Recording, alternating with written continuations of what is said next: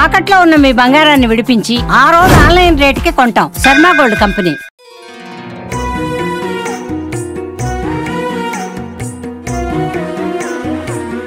Suman TV ప్రేక్షకులకు నమస్కారం. పరబ్రహ్మ స్వరూపిణి అంటే ఎన్నో రూపాలు, ఎన్నో నామాలు, ఎన్నో రహస్యాలు, ఎన్నో తత్వాలు. అయితే అమ్మ గురించి తెలుసుకోవడం, ఇంకా చెప్పాలి అంటే పూర్తిగా పరిపూర్ణంగా తెలుసుకోవడం ఎవరి వల్ల సాధ్యమవుతుంది? ఎవ్వరి వల్ల సాధ్యం కాదు.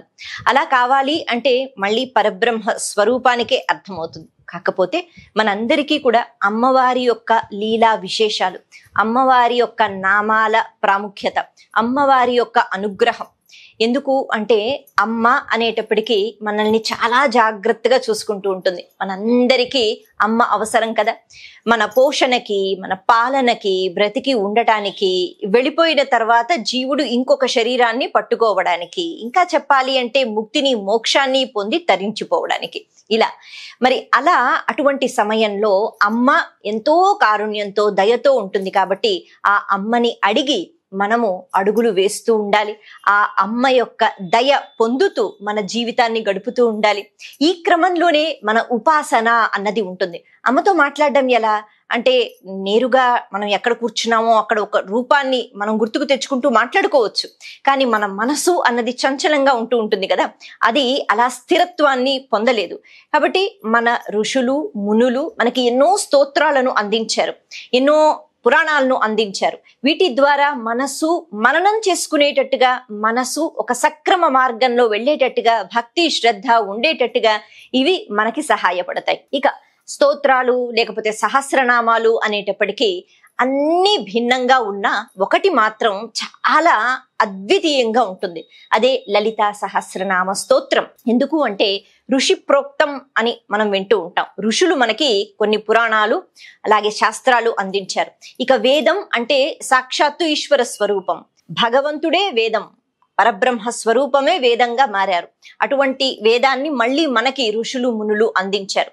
ఆ తర్వాత ఎన్నో అద్భుతమైన గ్రంథాలు గురువులు అందించారు. కానీ లలితా సహస్రనామ స్తోత్రం మాత్రం ఏ ఋషి అందించారు అన్నది మాత్రం ఇక్కడ చెప్పలేం. అంటే వ్యాస భగవానుడు బ్రహ్మాండ పురాణంలో లలితా సహస్రనామ స్తోత్రాలను మన వరకు చేరేటట్టుగా అందించారు. కానీ ఈ లలితా సహస్రనామ స్తోత్రాలను ఎవరు చెప్పారు లేకపోతే ఎవరు వ్రాసారు అంటే ఇక్కడ మాత్రం వసిన్యాది దేవతలు అమ్మవారిని స్తోత్రం చేసిన నామాలు ఇవి అంటారు. అందుకే ఇవి దేవతా శక్తి స్వరూపాలు. ఎవరి వశిన్యాది దేవతలు? మళ్ళీ అమ్మ యొక్క శక్తులు.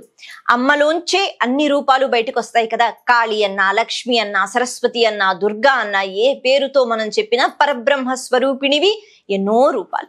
అలా అమ్మలోంచి బయటికి వచ్చిన ఈ వసిన్యాది దేవతలు అమ్మని కొలుచుకుంటూ, అమ్మ గురించి చెప్తూ, వాళ్ళ కోసమో అమ్మ కోసమో కాదు, మన కోసం అలా వచ్చాయి లలితా సహస్రనామ స్తోత్రాలు. అయితే ఈ సహస్రనామ స్తోత్రాల గురించి చాలా చక్కగా అర్థం చేసుకునే ఈ ప్రయత్నంలో మనం ముందుగా లలితా స్వరూపం అంటే ఈ రూపం ఎలా వచ్చింది, దీనికి సంబంధించి కూడా ఒక కథ ఉంటుంది కదా. దశావతారాలు అంటే శ్రీ మహావిష్ణువే, కాకపోతే ఎన్నో రూపాలను ధరించారు, ఎన్నో అవతారాలను స్వీకరించారు. కొంతమంది భక్తులను ఆదుకోవడం కోసం, అలాగే అమ్మ కూడా విభిన్న రూపాలను స్వీకరిస్తారు. అందుకే ముందుగా మనం ఈ లలితా సహస్రనామ స్తోత్రాల గురించి చెప్పుకోక ముందు లలిత అనే అమ్మవారు అంటే అమ్మవారు లలితగా ఎందుకు వచ్చారు, ఆ రూపంతో ఏం సాధించారు, ఎవరిని అంతం చేశారు, దీని గురించి ముందుగా తెలుసుకుందాం. మనందరికీ తెలిసిన కథే, మన్మధుడు కాలి భస్మమైపోతాడు. ఎవరి వల్ల అంటే శివుడు తన మూడో కన్ను తెరిచిన తరువాత కదా. అలా శివుడు మూడో కన్ను తెరిచిన తరువాత ఆ అగ్ని జ్వాలలు తట్టుకోలేక మన్మధుడు కాలి భస్మమైపోయాడు. అక్కడ వరకు తీసుకున్నట్లయితే ఆ భస్మం, ఆ బూడిద కుప్ప ఏదైతే ఉందో, దేవతలందరూ కూడా లోక కళ్యాణం కోసం అంటే తారకాసుర వధ జరగాలి అంటే కుమారుడు జన్మించాలి, ఈశ్వరుడు మళ్ళీ పార్వతీదేవిని చేపట్టాలి కదా. అయితే ఇదేవి జరక్క మన్మధుడు కాలి బూడిదైపోతే నిరాశతో దేవతలందరూ మళ్ళీ వెళ్ళిపోయారు. ఆ క్షణంలో అక్కడే పడి ఉన్న ఆ బూడిద కుప్ప ఏదైతే ఉందో దాన్ని చిత్రకర్మ అనే గంధర్వుడు చూసి దానితో ఒక బొమ్మ చెయ్యాలి అని అనుకున్నారట. ఉంటూ ఉంటాయి కదా కొన్ని ఆలోచనలు. ప్రతి ఆలోచనకి ఒక మాయ అన్నది కమ్మి ఉంటుంది. అలా ఎందుకు ఆ ఆలోచన వచ్చిందో గాని ఆ బూడిద కుప్పతో ఒక బొమ్మ తయారు చేసేట. తెల్లగా బూడిద అన్నది తెల్లగా ఉంది. మరి దాంతో ఒక అందమైన బొమ్మ తయారు చేశారు. అది చాలా అందంగా అనిపించింది. ఇంత అందంగా ఉంది కదా, ప్రాణ ప్రతిష్ఠ చేస్తాను అని అనుకున్నారు. ఆ లోకాల్లో ఉన్న వాళ్ళు కదా, వాళ్ళకి ఆ శక్తులు ఉంటాయి, మనలా కాదు. కాబట్టి ఇప్పుడు ఈయన ప్రాణ ప్రతిష్ఠ కూడా చేశారట. ప్రాణ ప్రతిష్ఠ చేసిన వెంటనే ఇప్పుడు ఈ బొమ్మ ఒక రూపంగా మారిందనమాట. అయితే అలా ఒక భయంకరమైన రూపంగా ఆకృతి చెందింది. అప్పటి వరకు బొమ్మగా ఉన్నప్పుడు అందంగానే ఉంది. ప్రాణ ప్రతిష్ఠ చేసిన వెంటనే కొద్దిగా భయంతో కూడుకున్న రూపంగా ఉంది. ఎందుకు అంటే మన్మధుడితో ప్రేమగా మాట్లాడి శివుడు భస్మం చేయలేదుగా. శివుడికి చాలా కోపం వచ్చి ఆయన రుద్రుడై ఆ రకంగా మూడో కన్ను తెరిస్తే ఆ అగ్నిజ్వాలలో మన్మధుడు భస్మం అయిపోయాడు. అందుకే ఇక్కడ శివుని యొక్క కోపాగ్ని, ఆ కోపాగ్నికి భస్మం అది. కాబట్టి అందులోంచి తయారైన మూర్తి ఎలా ఉంటుంది అంటే ఇలాగే ఉంటుంది. కాబట్టి అలా ఒక రాక్షస స్వరూపంగా ఆ మూర్తి అన్నది కనిపించింది. అలా ఆ మూర్తిని అంటే ఆ రూపాన్ని చూసిన వెంటనే బ్రహ్మదేవుడు భండ భండ అని అన్నారట. భండ భండ అన్నారట. అదే ఆ రూపం యొక్క పేరైపోయింది. ఎందుకు అంటే ఇప్పుడు ప్రాణ ప్రతిష్ఠ అన్నది జరిగింది కదా. కాబట్టి ఇప్పుడు ఈ భండ భండ అంటే ఒక భండ, ఆ భండకి అసురుడు. ఎందుకు అంటే రాక్షసుడు అయిపోయాడు. రాక్షసుడు అంటే వేరేగా ఉంటారా? కాదు. ఎవరైతే ఎప్పుడూ ఆనందాన్ని పొందే ప్రయత్నం చేస్తూ ఉంటారో, అది కూడా వాళ్ళు ధర్మం పాటిస్తూ కాదు, అవతల వాళ్ళని ఇబ్బంది పెడుతూ, అటువంటి వాళ్లను రాక్షసులు అని అంటారు. వాళ్ళు ఎప్పుడు శాశ్వతంగా ఉండిపోవాలి అని అనుకుంటూ ఉంటారు. లౌకికమైన సుఖాలను ఎప్పుడు అనుభవించాలి అని అనుకుంటూ ఉంటారు. అవతల వాళ్ళని ఇబ్బంది పెట్టాలి అని అనుకుంటారు. నా ఆనందమే ప్రధానం అని అనుకుంటారు. ఈ లక్షణాలు ఎవరికి ఉంటారో వాళ్ళందరూ కూడా రాక్షసులే. కాబట్టి ఈ భండాసురుడు అన్నవాడు ఆ రకంగా జన్మించాడు అని చెప్తారు. అయితే ఇక్కడతో ఆగలేదుగా. ఆ రూపం వెనక మళ్ళీ 2 రూపాలు వచ్చాయట. అదే విశుక్రుడు అలాగే విశంగుడు. అంటే ఈ భండాసురుడికి 2 సోదరులు అని చెప్తారు. సరే, మరి వీళ్ళ మట్టుకు వీళ్ళు బ్రతికి ఉండొచ్చు కదా. వీళ్ళు విపరీతమైన తపస్సు చేశారు. ఈ భండాసురుడు ఎన్నో వరాలను పొందాడు, ఘోర తపస్సు చేశాడు. ఇదే కదా మనం వింటూ ఉంటాం కథల్లో. రాక్షసులు మరింతగా బలాన్ని వాళ్ళు సంపాదించుకుంటూ ఉంటారు. ఇప్పుడు ఈయన చేసిన తపస్సు వల్ల ఈయనకి వచ్చిన వరం ఏమిటి అంటే, ఈయన ఏం కోరుకున్నారు అంటే, మొత్తం బ్రహ్మాండంలో అంటే కేవలం భూలోకమో లేకపోతే పాతాళ లోకమో పైలోకమో స్వర్గలోకమో ఇలా ఎన్నో లోకాలు ఉంటాయి కదా. కొన్ని మనకి తెలుసు, కొన్ని మనకి తెలియదు.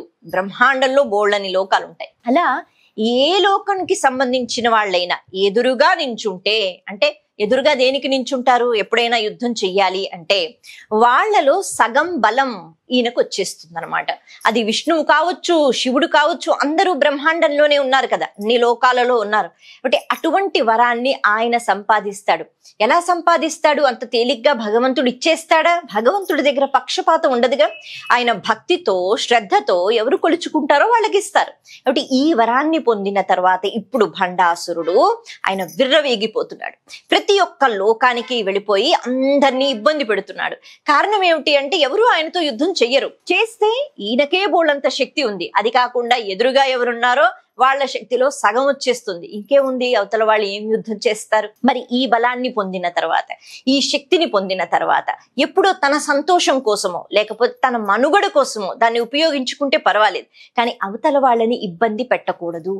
ఒకరోజు ఈ 3 అన్నదమ్ములు ఒక మాట ఆలోచించారట. అవును, ఎవరైతే మనల్ని ఒప్పుకుంటారో, అంటే రాక్షసులే కదా, రాక్షసులకి మిత్రులుగా ఉంటారు. కాబట్టి ఎవరైతే మనకి జై జయకారాలు చెప్తూ ఉంటారో, మనమే గొప్ప అని అంటూ ఉంటారు, వాళ్ళు ఆనందంగా ఉంటే మనకి పర్వాలేదు.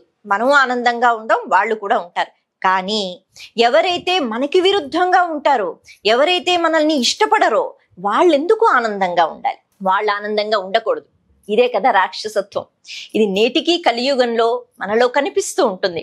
నేను ఆనందంగా ఉన్నానా లేదా పక్కన పెడితే, నాకు ఎవరైతే నచ్చరో, ఎవరికైతే నేను నచ్చను, వాళ్ళు ఆనందంగా ఉండకూడదు అనే ఆలోచనలు కూడా వస్తుంటాయి. అదే రాక్షసత్వం లోపల నుంచి రావడం. అంటే ఇప్పుడు ఈ రాక్షసులు అనుకున్నారు వాళ్ళ జీవితం బాగానే ఉంది, హాయిగా గడిచిపోతోంది. కానీ అలా కాకుండా వాళ్ళు ఏమనుకున్నారు, మాకు ఎవరైతే ఇష్టం లేదో, ఎవరికైతే మేము ఇష్టం లేదు, ఎవరైతే మా గురించి గొప్పగా మాట్లాడరో వాళ్ళు ఆనందంగా ఉండడానికి వీల్లేదు. మరి అలా చాలా మంది ఉంటారు కదా, దేవతలు ఉన్నారు, యక్షులు ఉన్నారు, కిన్నెరలు ఉన్నారు, కింపురుషులు ఉన్నారు, మహర్షులు ఉన్నారు, భూలోకంలో సిద్ధ పురుషులు ఉన్నారు. వీళ్ళందరూ కూడా ఆనందంగా ఉండకూడదు, ఇది వాళ్ళ ఆలోచన. ఇప్పుడు ఏం చెయ్యాలి? బోళ్ళంత బలం ఉంది కదా, ఈ బలాన్ని దుర్వినియోగం చేసుకుంటున్నారు. ప్రతి ఒక్క రాక్షసుని కథలో నేర్చుకోవాల్సిన విషయాలు కూడా ఉంటాయి. భగవంతుడికి సమీపంగా వెళితే భగవంతుడు ఎన్నో శక్తుల్ని ఇస్తాడు. ఒక్కసారి శక్తిని పొందిన తర్వాత మనం సద్వినియోగం చేసుకున్నామా బాగుపడతాం, దుర్వినియోగం చేసుకున్నామా పతనమైపోతాం. ఇది ఇక్కడ మనకి కనిపిస్తుందిగా. అయితే ఇప్పుడు వీళ్ళు ఒక నిర్ణయం తీసుకున్నారు. ముగ్గురు ఉన్నారు కదా. భండాసురుడు అనుకున్నాడు, నేను స్వర్గలోకానికి వెడతాను. అలాగే విషక్రుడిని భూలోకానికి పంపించారు, విషంగుణ్ణి వేరే పాతాళ లోకానికి పంపించారు. అయితే ఇలా మీరు ఆయా లోకాలకు వెళ్ళి అక్కడ ఉన్న వాళ్లతో యుద్ధం అన్నది కాకుండా వాళ్లను నిర్వీర్యం చేసేయండి, వాళ్ళు పూర్తిగా నీరసంగా శక్తి లేకుండా వాళ్ళని మార్చేయండి అని ఈ భండాసురుడు చెప్పడం జరిగింది. ఆయన కూడా అదే పని చేశాట. ఇప్పుడు ఈయన స్వర్గానికి వెళ్ళాడు. అక్కడ ఉన్న దేవతలందరికీ శక్తి అన్నది ఏదైతే ఉంటుందో, మనం పూర్తిగా నీరసించిపోతే శరీరంలో ఈ ఇంద్రియాలు పనిచేస్తున్నా, అవయవాలు ఉన్నా నీరసంగా పడి ఉంటే ఏ పని చెయ్యలేం కదా. అలాగా పూర్తిగా శక్తిని తీసివేసే ప్రక్రియ ఒకటి వీళ్ళు అలవాటు చేసుకున్నారు.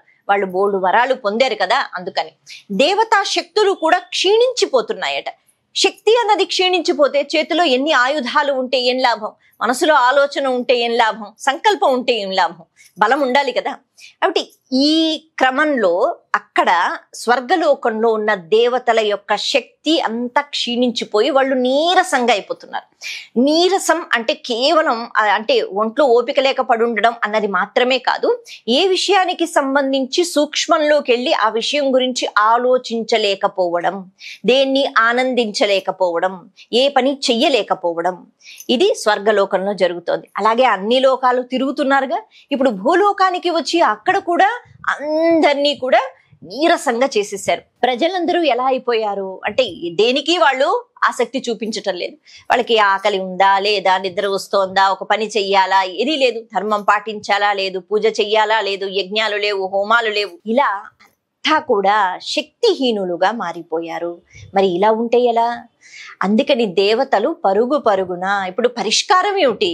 అందరూ శక్తిహీనులైపోయారు. ఎవరు వెళ్ళి యుద్ధం చేస్తారు? ఎవరు చేసినా లాభం లేదు, ఎందుకంటే సగం బలం వెళ్ళిపోతుంది. ఈ పరిస్థితిలో ఏం చెయ్యాలి అంటే శ్రీ మహావిష్ణువు ఒక ఉపాయం చెప్తారు. ఎప్పుడు ఆయనే కదా ఉపాయాలు చెప్పేది. ఆయన అంటారు, సరే నేను ఇద్దరిని సృష్టిస్తాను, అంటే అప్సరసల్ లాంటి వాళ్ళని. వాళ్ళు మళ్ళీ బ్రహ్మాండంలో ఉండకూడదు కదా, అందుకే ఆయన ఇప్పుడు సృష్టిస్తారు. ఇప్పుడు వీళ్ళని రాక్షసుల దగ్గర పంపిద్దాం. ఆ రాక్షసులు వాళ్లతో గడుపుతూ ఉంటారు. ఆ మాయలో మోహంలో ఉన్నప్పుడు మనము ఒక పెద్ద యజ్ఞం చెయ్యాలి. మనము ఈ బ్రహ్మాండం నుంచి బయటకి వెళ్ళాలి. బ్రహ్మాండం నుంచి బయటికి వెళితే అప్పుడు మనం ఆలోచన చెయ్యాలి. ఎందుకంటే ఈ బ్రహ్మాండంలో ఏ పదార్థమైనా భండాసురుణ్ణి అంతం చేసే వీలు ఉండదు. అలా ఇద్దరిని సృష్టించి వాళ్ళను పంపించి ఇప్పుడు దేవతలందరూ కలిసి ఒక రంధ్రం చేసి బ్రహ్మాండంలో, ఆ రంధ్రంలోంచి బ్రహ్మాండానికి బయటికి వెళ్ళారట. అలా బయటికి వెళ్ళిన తర్వాత అదేం తేలికైన విషయం కాదు దేవతలకైనా. బయటికి వెళ్ళిన తర్వాత శంభునామాన్ని ప్రార్థించారు. శంభునామం అంటే మళ్ళీ ఈశ్వరుడు కాబట్టి పరబ్రహ్మ స్వరూపమే వివిధ రూపాలలో ఎన్నో అనుగ్రహాలని ఇస్తూ ఉంటుంది అనమాట. ఇప్పుడు ఈ శంభు అనేటప్పటికీ ఈశ్వర అనుగ్రహం.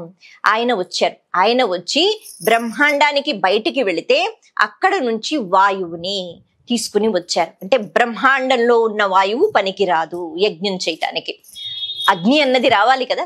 అలా బ్రహ్మాండంలోంచి విశేషంగా వాయువుని తీసుకుని వచ్చి దాంతో అగ్ని అన్నది చేసి అప్పుడు ఒక యజ్ఞం అన్నది ప్రారంభించారు ఈశ్వరుడితో పాటు దేవతలందరూ. అందుకే దాన్ని చిదగ్ని అంటారు. ఎందుకంటే మామూలుగా ఈ బ్రహ్మాండంలో ఉండే వాయువుతో ఆ అగ్ని రాలేదు, అది బ్రహ్మాండం బయట నుంచి వచ్చింది. అప్పుడు అలా అంత తేలిగ్గా అయిపోయిందా యజ్ఞం? కాదు. ఈ దేవతల యొక్క శరీర భాగాలు అందులో వెయ్యాలన్నమాట. అంటే తమని తాము సమర్పించుకోవాలి పూర్తిగా, అంత కష్టమైన యజ్ఞం. అలా వీళ్ళు యజ్ఞం చేస్తే అందులోంచి ఒక మూర్తి బయటికి వస్తే అప్పుడు అది బ్రహ్మాండానికి సంబంధించింది కాదు, కాబట్టి ఆ రూపమే భండాసురుణ్ణి అంతం చేయగలదు అన్నది ఇక్కడ దేవతలు నమ్ముతున్న విషయం. కాబట్టి వాళ్ళందరూ శక్తి స్వరూపిణి. ఈశ్వరుల్లో శక్తి పార్వతీదేవి, శ్రీ మహావిష్ణువులో శక్తి అమ్మవారు లక్ష్మీదేవి కదా, ఆ రకంగా. కాబట్టి ఇప్పుడు ఆ చిదగ్నిగుండంలోంచి ఒక పరబ్రహ్మ స్వరూపిణి, ఒక శక్తి స్వరూపిణి బయటికి రావాలి, ఆవిడే అంతం చెయ్యాలి. అలా వచ్చిన రూపం లలితా స్వరూపం. అక్కడ ఆ అమ్మవారు చిదగ్నిగుండ సంభూత అంటారు కదా, ఆ చిదగ్నిగుండం నుంచి అమ్మవారు బయటకు వచ్చారు. ఆ అమ్మవారే ఈ భండాసురుణ్ణి అంతం చేశారు. ఆ తర్వాత సరే మరి నేను ఈ రూపంతో ఇక్కడి నుంచి వెళ్ళిపోతానంటే దేవతలందరూ ప్రార్థన చేసి అమ్మా నువ్వు వెళ్ళిపోకూడదు, నువ్వు ఇక్కడే ఉండాలి అని అంటే అమ్మవారు 16 స్థానాలలో శ్రీపురాలు అంటారు. నేటికి మనం మన భారతదేశంలో శ్రీపురములు అని చూస్తూ ఉంటాం కదా, అలా అన్నమాట. 5 లోకాల్లో కూడా ఉన్నాయి. కాబట్టి ఈ శ్రీపురములలో అమ్మ నువ్వు నివసించి ఉండాలి, నువ్వు ఉండాలి అని దేవతలందరూ కోరుకున్నారు. అలా వచ్చిన రూపం ఏదైతే ఉందో అది లలితా రూపం. అయితే ఇంతకీ ఈ వచ్చిన రూపాన్ని ఎవరు స్తోత్రం చేశారు, లలితా సహస్రనామాలు మన వరకు ఎలా చేరాయి, దీని గురించి మనం తర్వాత చెప్పుకుందాం. నమస్తే.